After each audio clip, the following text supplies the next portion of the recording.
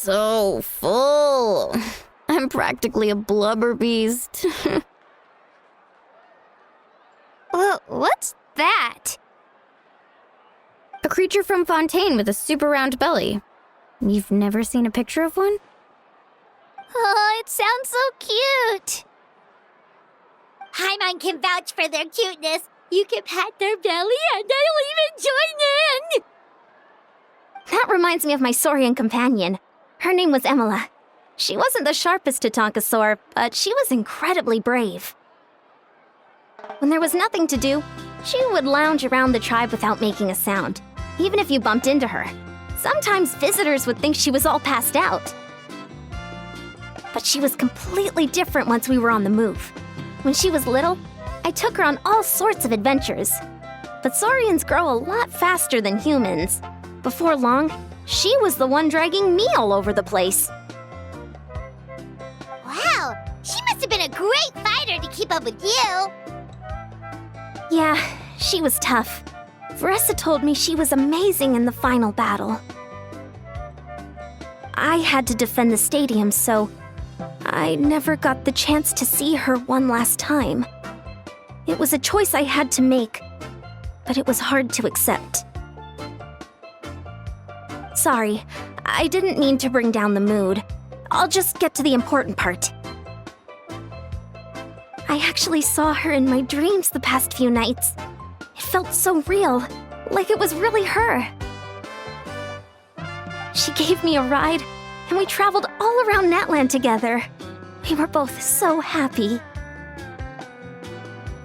Wait, now that you mention it... I've had dreams of Auntie Atea. She was her typical self. Brave and stern, always with that indescribable warmth. I've never had a dream that felt so real. Just like you said, it felt like I actually got to see her again. So it wasn't just me. Wait, you've had dreams too? Oh, don't tell Paimon you dreamt of your aphids or something. It wasn't just them. Some of the Gramps and Grannies who looked after me were there too. Growing up, I could always hear a degree of guilt in the way they spoke to me. It's why they never asked anything of me. Why they gave me so much freedom. I never wanted things to be that way. But even in my own dreams, nothing changed. They sounded exactly the same, just like real life. The same thing happened to me. I dreamt of Ayo's grandparents. Ayo? Oh, right, your saurian companion. Ayo's grandparents fell to the abyss during the battle, so it's been really hard for him. He's barely been eating. I set up a tent near his home so I could be there for him. And I had a dream that his grandparents came back. I was so happy. In the dream, Ayo seemed like his normal self again. But it was only for a moment, and then I woke up. In real life, Ayo is still struggling. He barely sleeps or eats. But it's all right. I'll be there for him.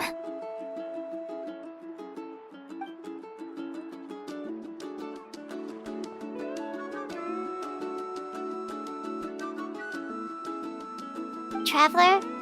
Chaska? Did you two... Oh, sorry, never mind. When did this become story hour? Still, I have nothing to hide. I dreamt about Koichi.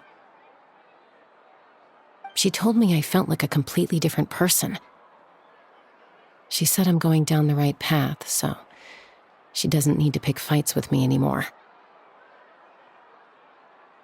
Maybe your dreams felt real, but the Koichi I saw was nothing like her real self. She would never say anything like that to me. It was a dream. Nothing more. Sorry. I shouldn't have brought this up in the first place. It's fine. I'm the one being a buzzkill. Traveler, did you have a special dream?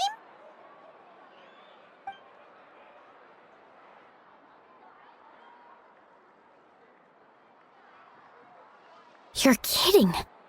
The captain? Does that mean you have some kind of secret connection to him? No, of course not! Maybe the traveler's dream is a different kind of phenomenon. I may know the cause of the dreams. At the end of the battle, I launched a special kind of night war by using the power of the Divine Throne.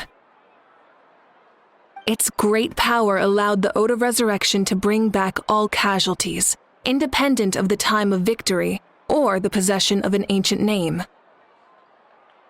In addition, the power of the Divine Throne revitalized the souls and memories within the Night Kingdom, allowing them to take the form of their past selves.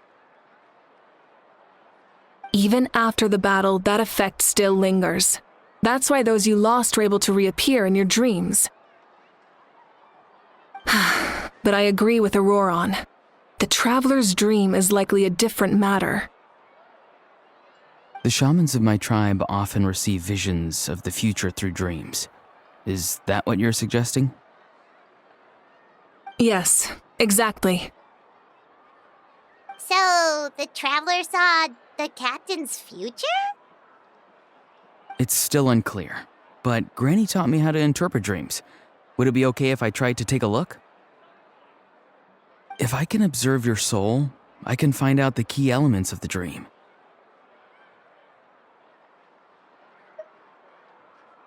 You're thinking of the Dendro Archon, right?